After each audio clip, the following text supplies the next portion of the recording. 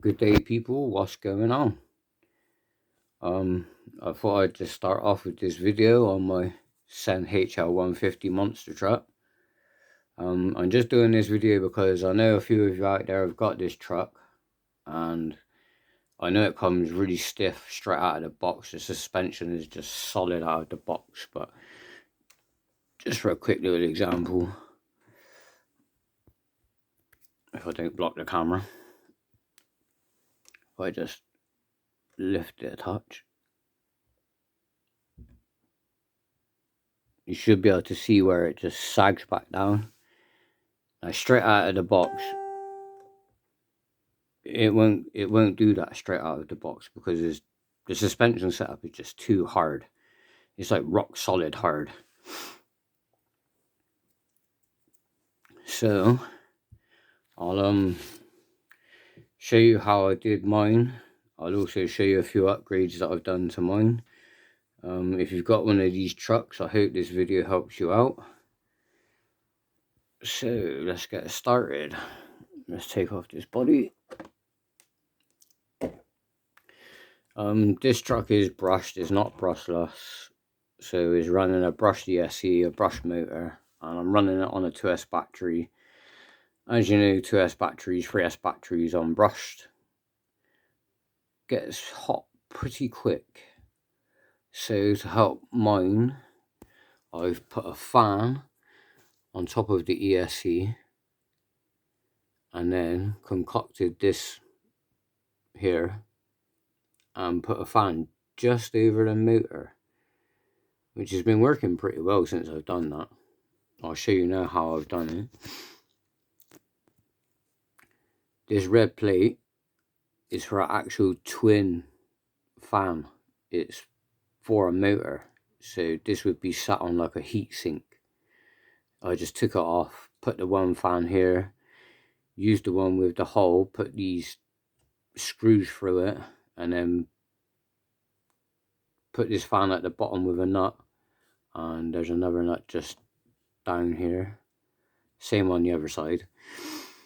I just tightened it up. It's not going anywhere. It's all on there pretty tight. But yeah, running it on 2S was making it overheat quite a lot. It kept cutting out. Since I've put these two fans on, the motor doesn't get over hot now, and the ESC's pretty good, doesn't cut out anymore. So that's just for the ESC and the motor.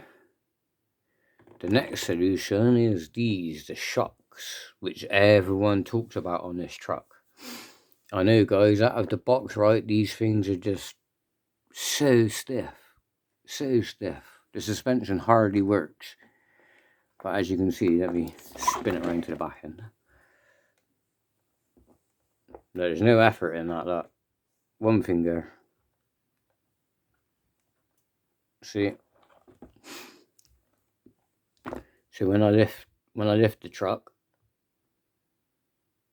when I put it back down, it should just fall under its own weight, which I don't know if the video caught that. I'll do it again. Lift. See how it just sunk down on its own? So it's got a nice squat, it's got a nice stance. So how I did that is, yeah, I know this shock isn't the stock one, but it doesn't matter because I can easily put the stock one back on here. I just changed it, don't really know why, just wanted a different colour. So anyway, to sort it out, all I did was took the spring off. As you can see, this one's filled with oil, this one isn't filled with oil, but it has the spring. So this is a damper, this is the spring. So no oil, no spring. And nice, easy suspension. Works well.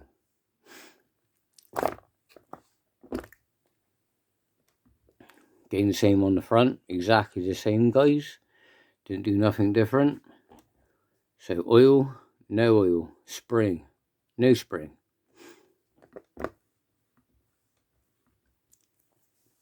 As you can see, yes, I've got the sway kit on it. The main reason why I put that on there is because I switched the gear. You can make this slightly faster straight out of the box. You can switch a gear inside the gearbox just by spinning it around, put it back together. Quite easy, really. Take you 10-20 minutes. Pretty easy, honestly, guys. Is really easy. So the other things that I've done to this, obviously the first things is the sponsor plate and these headers. These headers are for a actual SMT10, so they're designed really to fit that actual SMT10. So all I did on mine is I've put it onto the battery tray, put a screw through here, which there's 2 holes there already when you buy these, so it can bolt to the frame on the actual. On that car you don't have to do any modifications, it just bolts straight to it. So on this, if I take out the battery, right in here, if I turn the light on, you can see the 2 screw holes each side, there and there. Same again on the other side, there and just there. Literally all I did was I lined up the manifold, drilled the 2 holes, put the screw through to make the thread, then backed the screw out, cut it down, grinded it down so that they don't protrude into this bay. As you can see, that is flat, it's not coming through. It's not coming through. Same on the other side, they're not coming through. If you do have them coming through, you won't be able to put in the battery, especially not a hard case battery like this one. You might get away with the nickel metal one in there still, but you don't want to risk the screws battering the battery around as is inside, just in case you end up puncturing it. So I would just cut them down, grind them down so they're flat, if you want to do this, that is. Sponsor plates you just get online, get some stickers, sticker it up.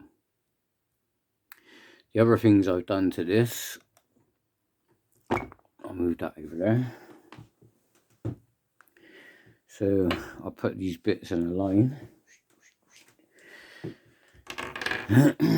So let's start. This is the back. Then we got this part, this part, this part, and this part. So these are the 4 bits that I've switched out.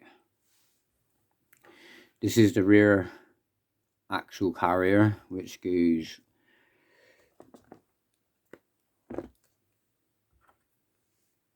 right there, is that part. If I spin it around, this is the other side, so it'd be on this side. So I switched these to Ali. These are chaos parts, as you can see. There's the logo. There's the logo. Then the other 2 parts I switched over is the front hub carrier and the steering block on the front. Try not to knock all these parts everywhere. So chaos. The other thing I changed over was this. The only reason why I did this is because I was jumping it around in the garden and I lost one of these, which goes right there.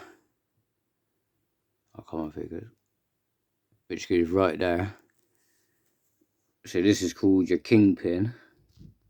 As I said, I lost one in the garden, so I bought some titanium ones.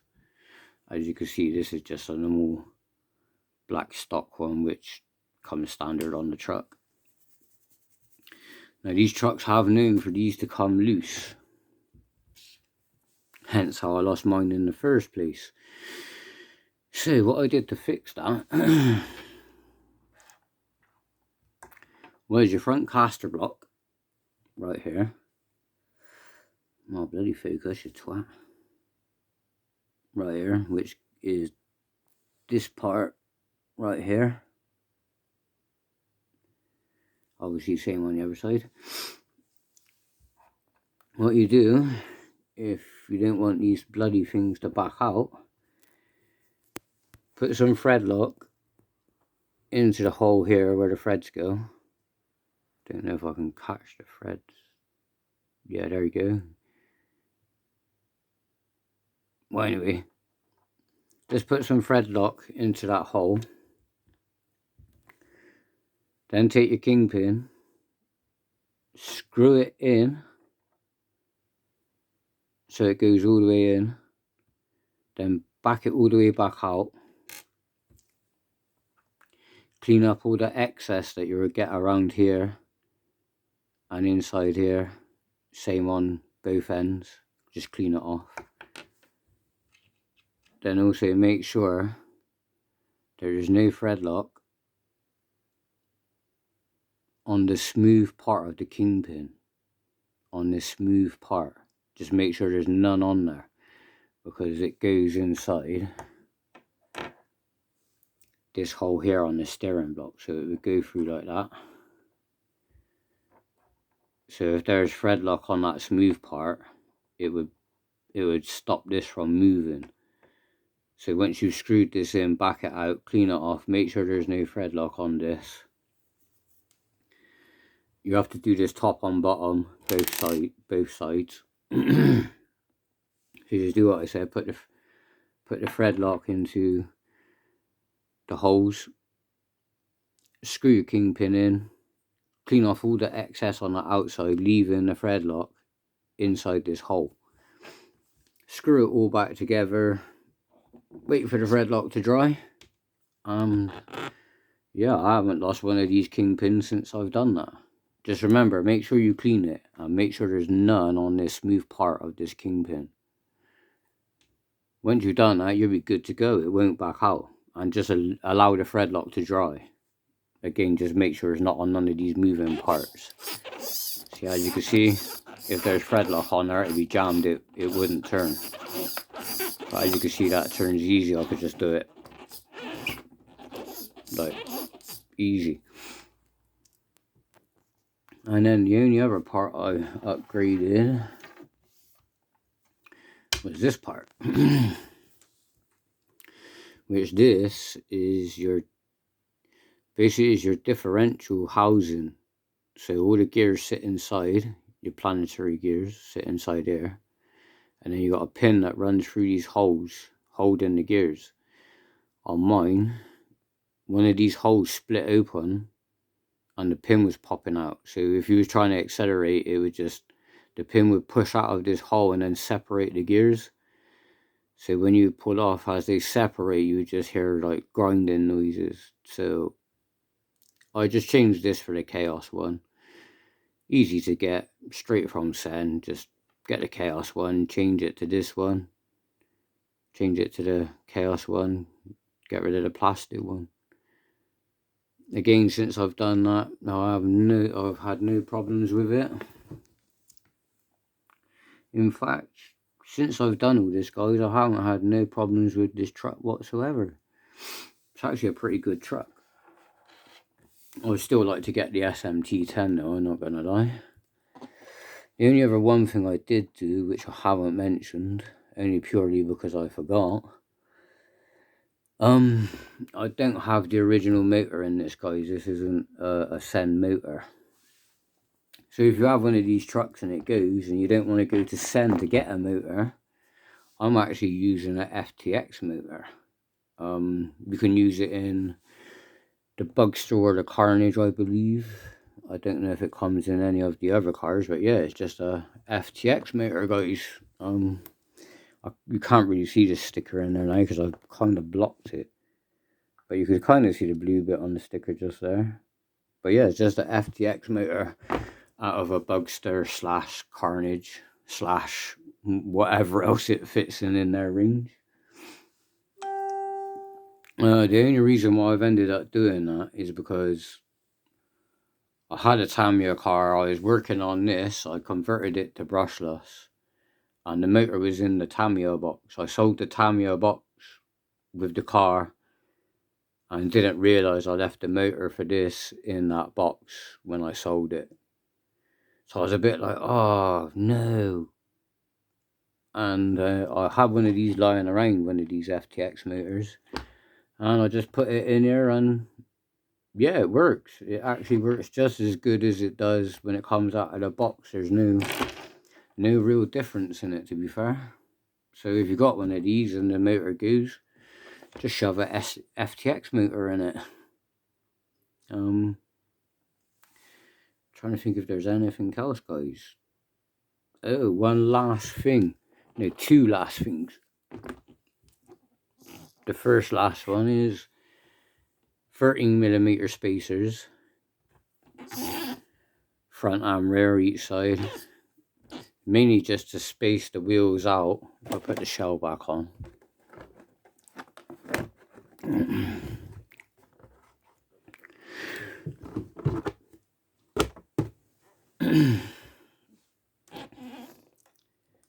Not so much on the shell, but without these spacers the wheels would kind of rub, especially turning on these arms in here. So the wheel would turn and then pretty much start rubbing on these arms. So to widen the stance of the truck, I just put 13mm hexes on. Not everyone likes these hexes, but it is what it is, guys. I just done it to give it a wider stance, and so it doesn't rub on these arms. Is the only reason why I did it. And I am also running